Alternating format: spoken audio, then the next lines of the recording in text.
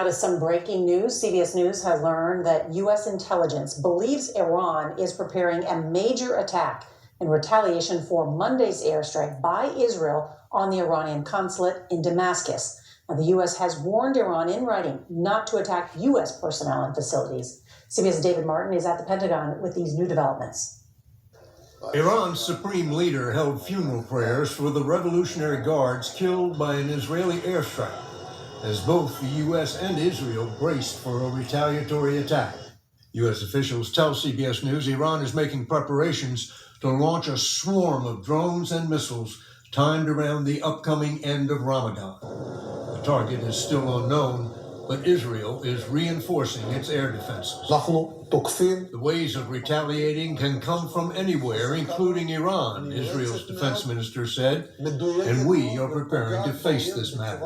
I think Iran will cast about for a relatively vulnerable target, perhaps an embassy somewhere abroad, something like that, maybe a ship at sea. Retired General and former Mideast Commander Frank McKenzie says Monday's Israeli strike against the Iranian diplomatic compound in the Syrian capital of Damascus was the most significant Israeli attack against Iranians since the war in Gaza began. It's a very precisely directed strike that took out key leadership, and I think it's hurt them quite a bit. 2 senior generals were among the 7 killed in what Iran considered to be an attack on its sovereign territory. Caught the U.S. as much by surprise as it did Iran, even though it was carried out by an American-built F-35 stealth fighter. The U.S. was quick to disavow any connection. We were not notified by the Israelis about their strike or the intended target of their strike in Damascus. Still, Iran has vowed to hold the U.S. as well as Israel accountable, and American troops throughout the Middle East have been put on high alert that they too might be attacked in coming days. Nora? Situation in Israel. The whole world is watching and waiting to see what Iran is going to do to Israel in the coming hours. Iran has vowed a harsh response to the Israeli airstrike on their consulate in Damascus, Syria, which is basically the equivalent of striking Iranian territory because a country's consulate or embassy is the equivalent of that country's territory. And we have senior Israeli officials saying that the Iranian response could occur tomorrow. And I want to remind you guys that there's a 7-hour time difference from Israel. So it's actually morning time already in Israel right now. So this could all pop off any hour, any minute. And if something does happen, I will go live as long as necessary to cover the situation. But we know that Israel is on high alert. Earlier today, we heard that the Israeli government told all hospital managers in Israel to make sure that they maximize their staff this coming weekend, obviously to deal with casualties from any airstrikes by Iran. And senior Israeli officials say that Israel has indications that Iran may attack Israel from its territory using long-range ballistic missiles, drones, or cruise missiles. This was reported by Walla News.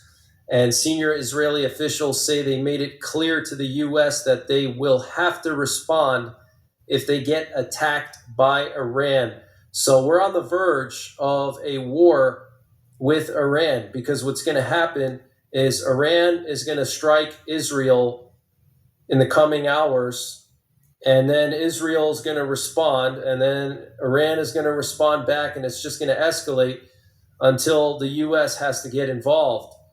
And then we could be looking at a full-scale decapitation strike on the Iranian military and on their nuclear program. And Iran signed a defense agreement with Russia, so then Russia could potentially get involved and defend Iran, and that could kick off World War III. Okay, so this is a very, very serious situation, and I'm going to be monitoring it for you. And like I said, when this all happens, I will go live. So make sure you're subscribed. Hit the notification bell down below so you get notified when I do go live. We also have some breaking news coming from Europe. Apparently, Britain, France, and Northern European countries are preparing to send troops to Ukraine. And this was stated by the U.S. State Department consultant Edward Lutwak in a column for Unheard Portal. In his opinion, NATO countries will soon have to send troops to Ukraine anyway. Otherwise, the alliance will be forced to accept a catastrophic defeat. And I've been saying for weeks now that the Ukrainian front lines are on the verge of collapsing. Okay, Russia has been spending the last year mobilizing and preparing for this new offensive, while the West has been dilly-dallying and they haven't been giving Ukraine what they need to win.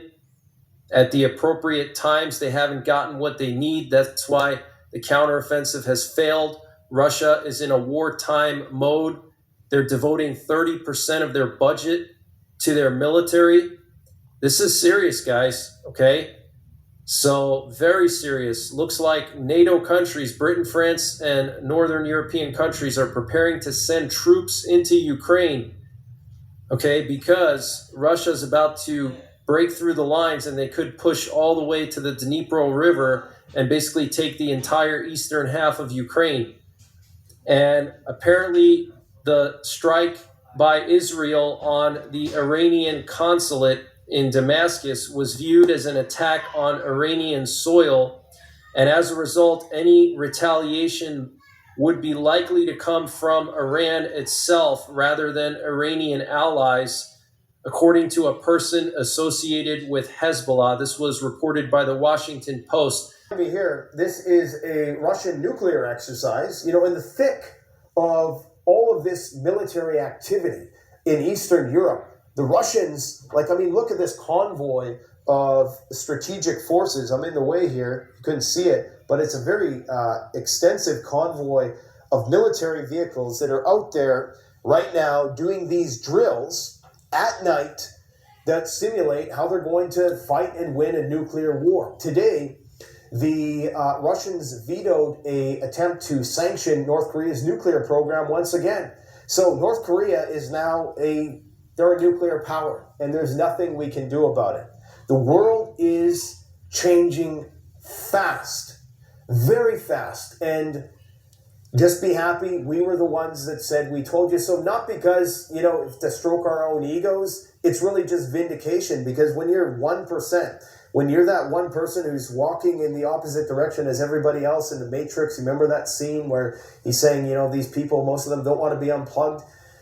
You gotta kind of give yourself a pat on the back every once in a while just to know that you're on the right track. And I know 99% that I am on the right track, man. And everything, viscerally in my being is saying that the decisions that I've been making for the last 5 years, I've used my time well.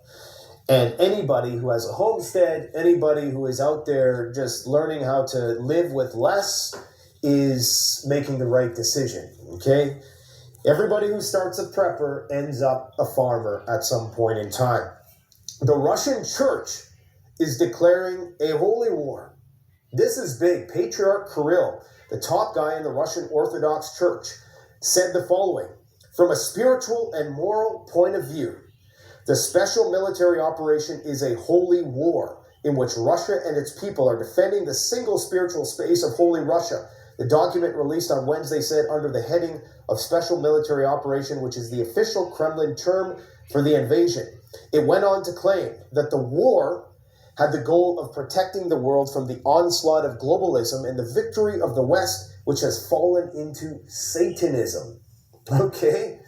So they said it, not me. You guys know how I feel about religion. I think it's largely a method of social control. That's not to discount anybody's spirituality and your own relationship with the deity of your choosing. That I greatly respect. And in fact, I do respect religion for its ability to create upstanding citizens. Those type of nice church-going people. I love those people. But sometimes,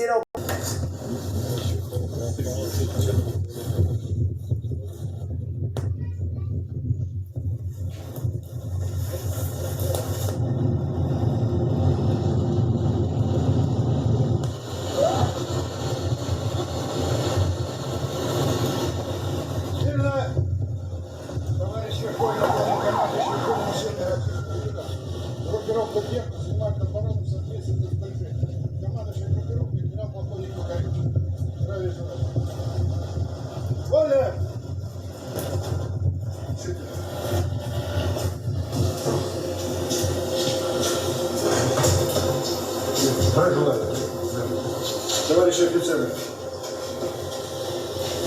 Садитесь, пожалуйста. Мне важно услышать ваше мнение о том, как используется обстановка, послушать вас, обменяться информацией. Это один из святых вооруженных сил, который хозяин, который был один из наиболее успешных министров обороны Российской Федерации 19 века.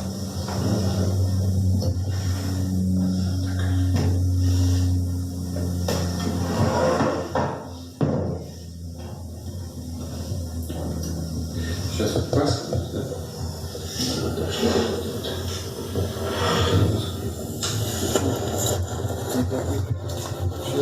Даже по поздновению.